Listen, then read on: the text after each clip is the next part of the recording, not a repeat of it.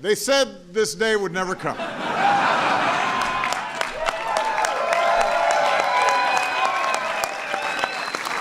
Here is something none of my predecessors ever got a chance to say. Welcome to the White House, the World Series champion, Chicago Cubs.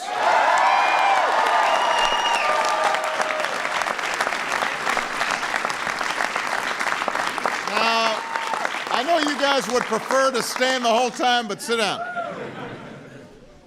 I will say to the Cubs, it took you long enough.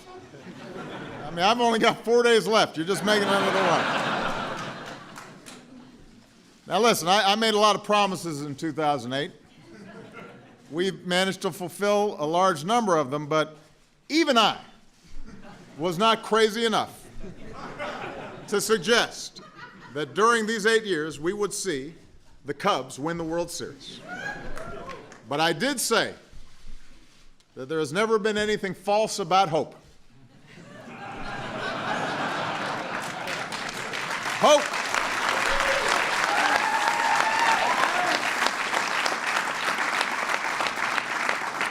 The audacity of hope. Yes, we can. Now, listen, for those of you from Chicago who've known me a long time, it is no secret that there's a certain South Side team that, has my loyalty. For me, the drought hasn't been as long.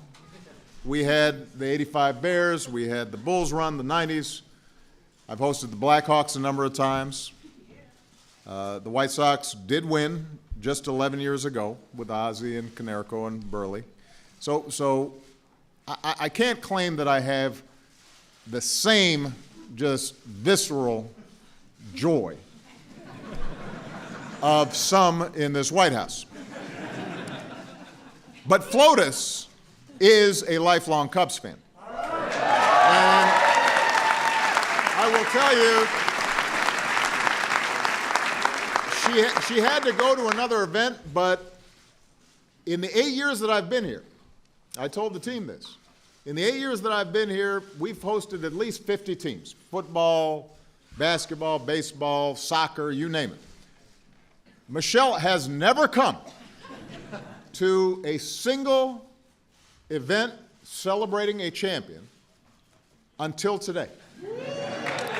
And she came and shook hands and met with every one of these members of the Cubs organization and told a story about what it meant for her to be able to see them win, because she remembers coming home from school and her dad would be watching a Cubs game, and the bond and the family, the meaning that the Cubs had for her in terms of connecting with her father and why it meant so much to her.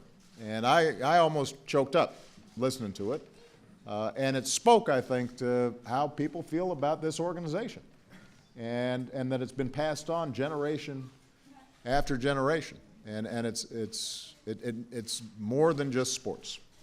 And that is not just true for Flotus. My longest serving aide, Anita, is a Cubs fan.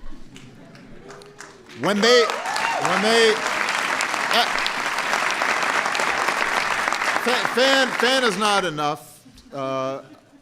When they won the next day, she said, "This is the best day of my life." And I said, "What about me winning the presidency? What about your wedding day?" She's like, "No, this is the day." My chief speechwriter, Cody Keenan, Cubs fan. In fact, there were a lot of sick days during the playoffs. One of my staff members was caught being interviewed at a bar outside of Wrigley. And we're watching him being interviewed. You remember Luke? And he's looking kind of sheepish about it. It's like, why aren't you in the office? But look, the truth is there was a reason not just that people felt good about the Cubs winning. There was something about this particular Cubs team winning that people felt good about. For example, David Ross and I have something in common. We've both been on a year-long retirement party. But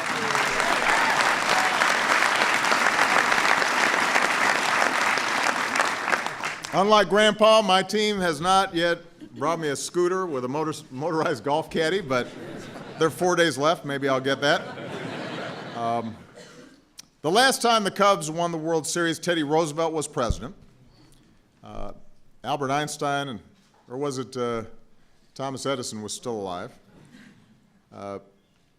The first Cubs radio broadcast wouldn't be for almost 2 decades. We've been through world wars, Cold War, depression, a space race, all manner of social and technological change. But during that time, those decades were also marked by Phil Cavaretta and Ernie Banks, Billy Williams, who's here today, Ron Santo, Ferg, Ryan Sandberg, Dawson, Maddox, Grace. Those decades were punctuated by Lee Elia's rants and Harry Carey's exuberance, hey, hey, and holy cow, and capped off by Go Cubs Go. So the first thing that made this championship so special for so many is that the Cubs know what it's like to be loyal and to persevere and to hope and to suffer and then keep on hoping. And it's a generational thing. That's what you heard Michelle describing. People all across the city remember the first time a parent took them to Wrigley, or memories of climbing in their dad's lap to watch games on WGN. And that's part of the reason, by the way, why Michelle made sure that Jose Cardenal was here, because that was her favorite player. And she was describing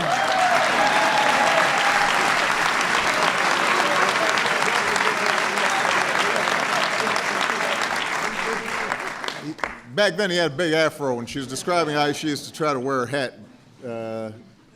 over her afro the same way Jose did. You could see all that love this season in the fans who traveled to their dad's grave sites to listen to games on the radio, who wore their mom's old jerseys to games, who covered the brick walls of Wrigley with love notes in chalk to departed fans whose lifelong faith was finally fulfilled. None of this, of course, would have happened without the extraordinary contributions of the Ricketts family. Tom met his wife, Cece, in the bleachers of Wrigley about 30 years ago, which is about 30 years longer than most relationships that begin there last. Just saying.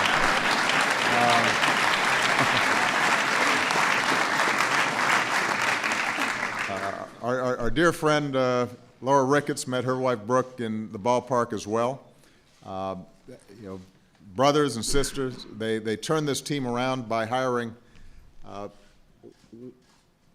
what has to be one of the greatest, if not, I mean, he's still pretty young, so we'll see how long he keeps on going, the greatest general managers of all time, Theo Epstein.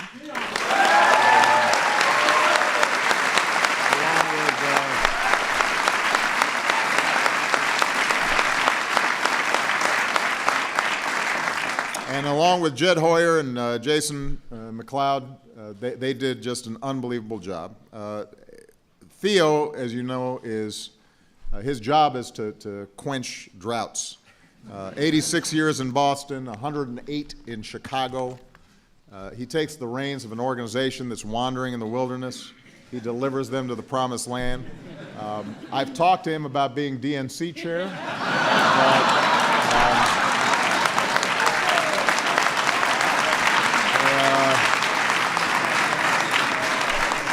But he's decided wisely to stick to baseball.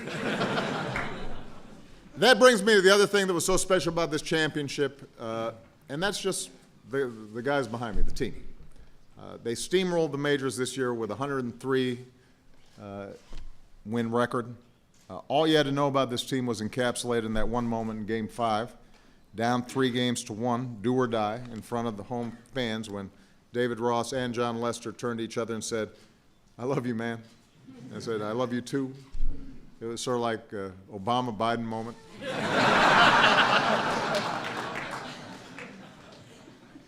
And then you've got the manager, Joe Madden, who, let's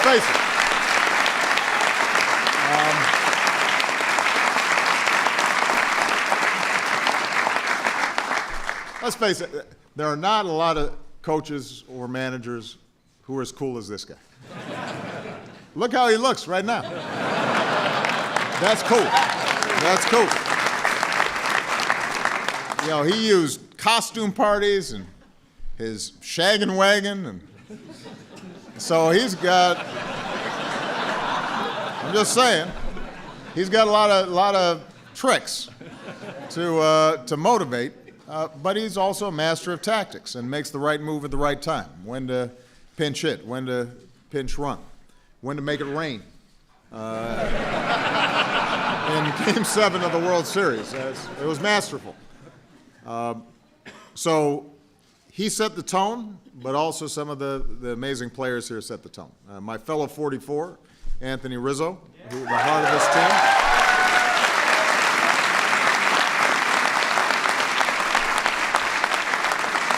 5 years ago, he was part of the squad that lost 101 games. He stuck at it, led the National League in All-Star votes this year. His business partner in the Brizzo Souvenir Company, which delivers baseballs to fans in all parts of the bleachers, Chris Bryant. There's Chris.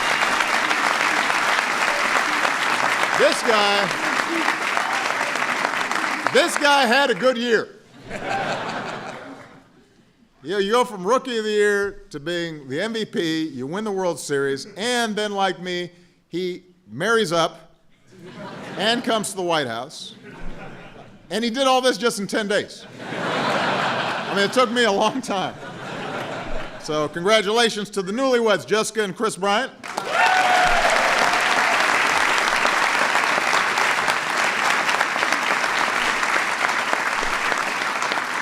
Then you got these young guys like Baez and Russell.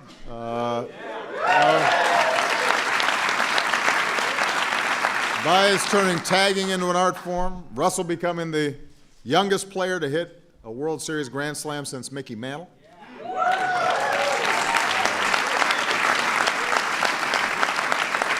And you mix these amazing young talents with somebody like David Ross, who, for example, helped Anthony out of his glass case of emotions in Game 7.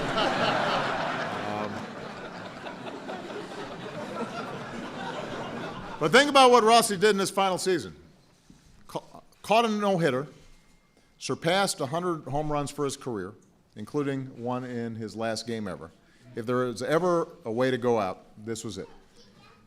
And then you got Ben Zobrist, who didn't get to come to the White House last year after winning it all with the Royals, but then hits .357 in the World Series, go-ahead RBI in the 10th inning of the Game 7, World Series MVP.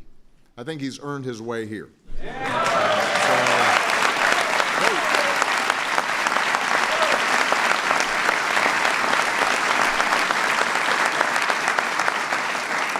And is apparently a good guy, because I asked his wife, she was in line before he was, I said, has he gotten a big head since he got the whole MVP thing? No, he's so sweet, he's so humble. You should just know.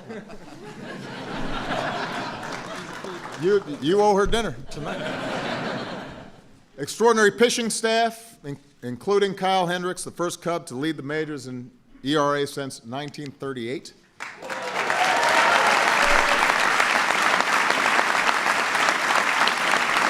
Kyle, in turn, was the only pitcher this year with a better ERA than John Lester, who racked up 19 wins.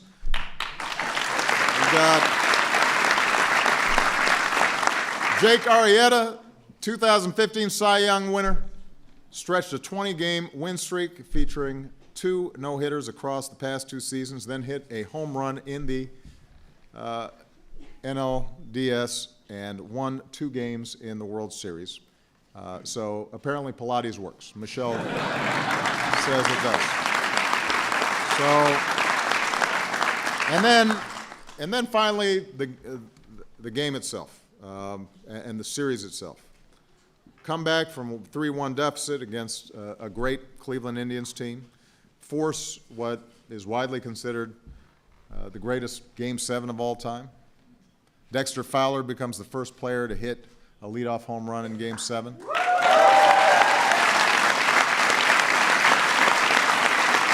Javi Baez hits another leadoff in the 5th. David Ross becomes the oldest player to knock one out in Game 7 as well.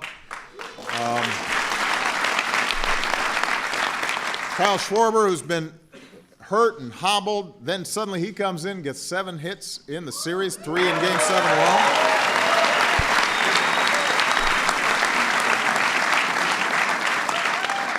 And then you got the 10th inning, you've got the rain. God finally feeling mercy on Cubs fans. An entire game, an entire season, an entire century of hope and heartbreak, all coming down to a 1-inning sprint. And then Zobrist knocked in one, Montero knocked in another. Carl Edwards Jr., Mike Montgomery teamed up to shut the Indians down. And then at 12:47 a.m. Eastern Time, Brian looks like he's going to slip. Everybody's getting a little stressed. Tosses a grounder to Rizzo. Rizzo gets the ball, slips it in his back pocket, which shows excellent, situational awareness. That was impressive. And suddenly, everything has changed. No more black cats, billy goats, ghosts, flubbed grounders. Chicago Cubs are the champs.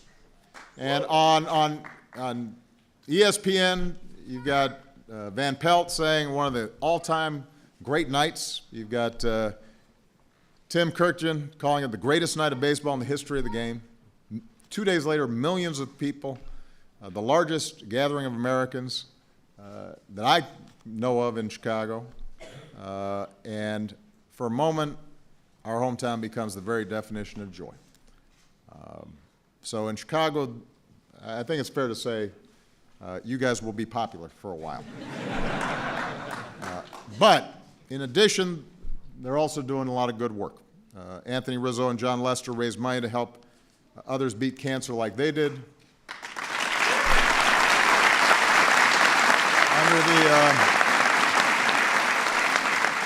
Under the Riggett family's leadership, last year alone, Cub Charities supported charitable grants and donations of nearly $4 million that reached nearly 120,000 children and young adults across Chicagoland.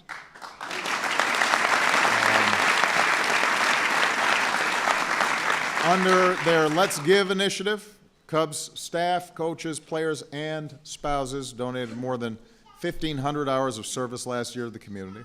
And after the visit here today, they will head to Walter Reed to visit with some of our brave wounded warriors.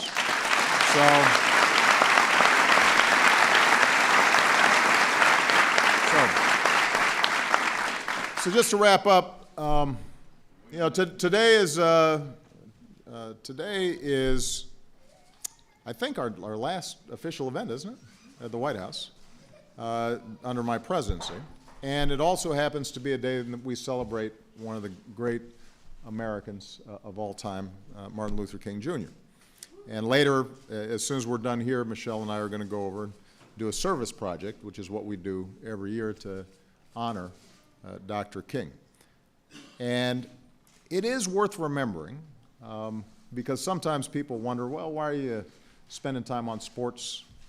There's other stuff going on. That throughout our history, sports has had this power to bring us together even when the country's divided. Sports has changed attitudes and culture in ways that seem subtle, but that ultimately made us think differently about ourselves and who we were.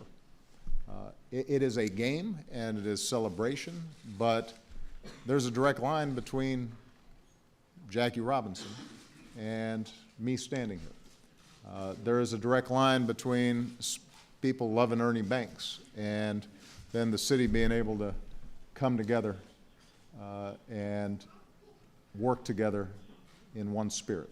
And I was in my hometown of Chicago on Tuesday for my farewell address, and I said, sometimes it's not enough just to change laws, you got to change hearts. And sports has a way sometimes of changing hearts in a way that politics or business doesn't. And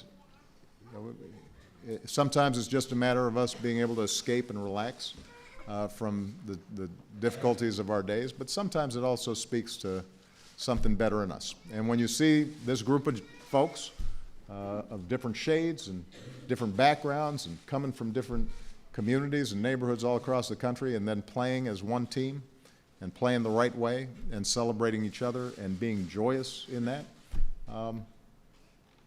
that tells us a little something about what America is and what America can be. So it is entirely appropriate that we celebrate the Cubs today here in this White House on Dr. Martin Luther King Jr.'s birthday, because it helps direct us in terms of what this country has been and what it can be in the future. With that, one more time, let's congratulate the 2016 World Championship Chicago Cubs.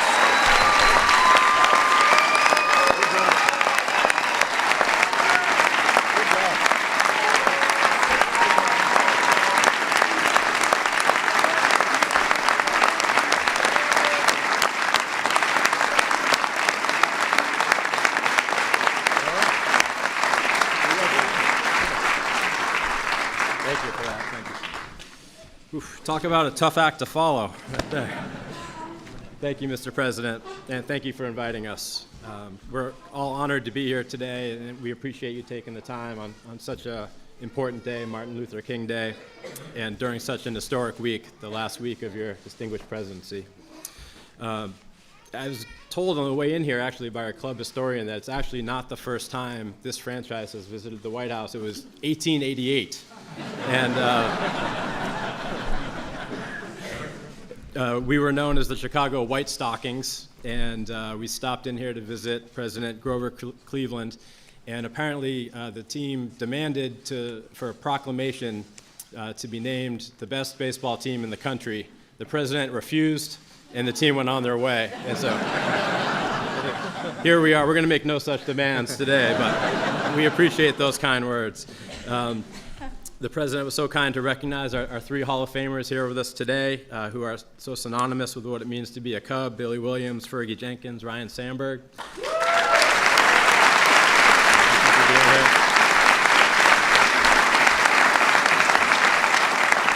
And of course, Jose Cardinal, who got the longest hug from the First Lady we've ever seen, her favorite player of all time. You're the MVP today. And I want to, one more time, recognize all of the Ricketts family who are here today. Tom, who's been such an ideal leader for our organization. Laura, who's been such a strong supporter of this president. And Todd, who will embark on his journey in public service with a significant role in the new administration next week. And Pete, who's busy governing Nebraska, couldn't be here but sends his best. Finally, we'd like to recognize all of our wives and significant others who do so much to support us behind the scenes, and our great front office who work so hard to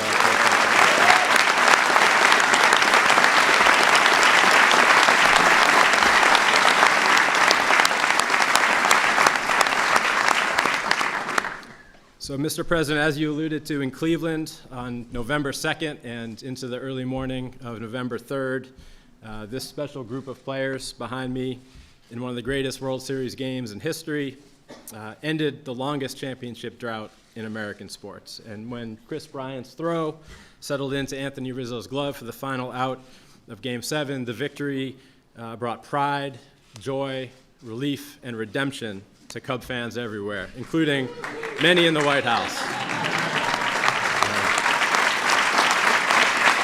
Thank you.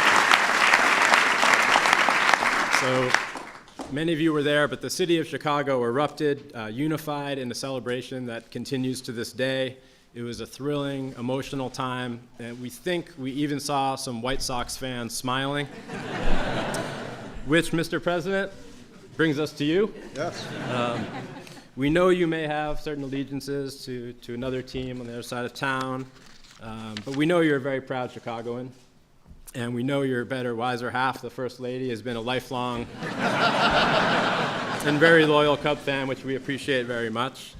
And of course, we have great faith in your intelligence, your common sense, your pragmatism, your ability to recognize a good thing when you see one.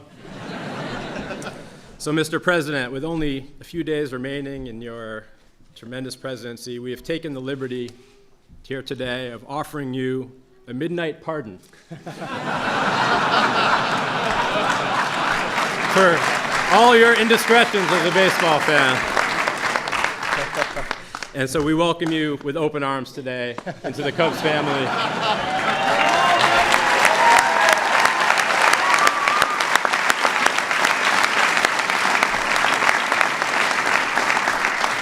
And to recognize this terrific conversion and this great day, we have some gifts for you and your family. First, Anthony Rizzo has graciously agreed to share his number 44 with the 44. There we go.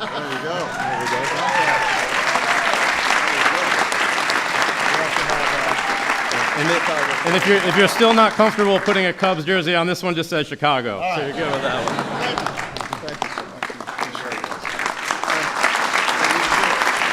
you. Second, we have at historic Wrigley Field, we have a center field scoreboard that's actually an historic landmark. And so we hope the National Park Service won't mind, but we took down a tile for you, number 44, which very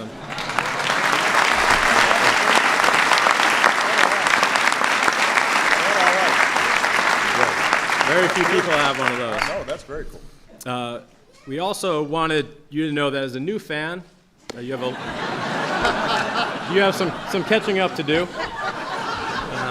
And you've been busy the last 8 years, and your family as well. So Laura Ricketts is here to present you with a lifetime pass to Wrigley Field for you and your family.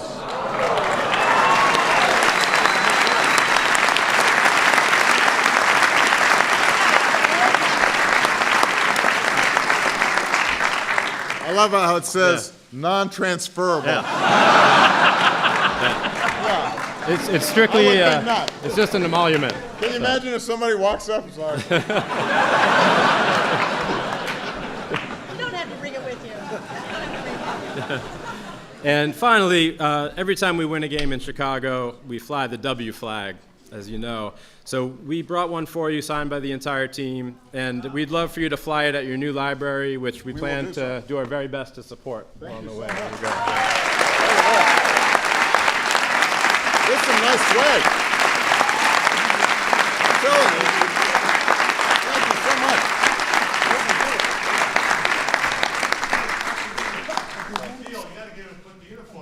Oh yeah.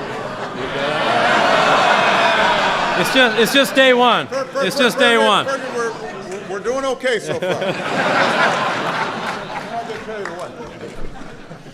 So, Mr. President, thank you for the dignity and integrity with which you've served this country for the last 8 years, for your tremendous service to Chicago and Illinois before that, and for hosting us here today. We wish you all the best and look forward to seeing you at Wrigley Field. Thank you.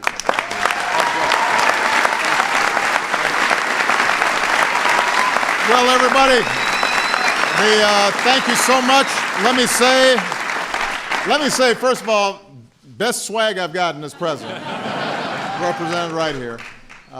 And let me also say, on behalf of a lot of folks here in the White House, you've brought a lot of joy to a lot of people here, and we're grateful. I know my former chief of staff, now mayor of Chicago, Rahm Emanuel, folks like Dick Durbin,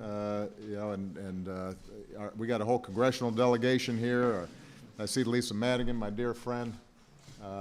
Just a lot of people have been rooting for you for a long time. So even though it will be hard for me, Fergie, to wear a jersey, do know that among Sox fans, I am the Cubs' #1 fan.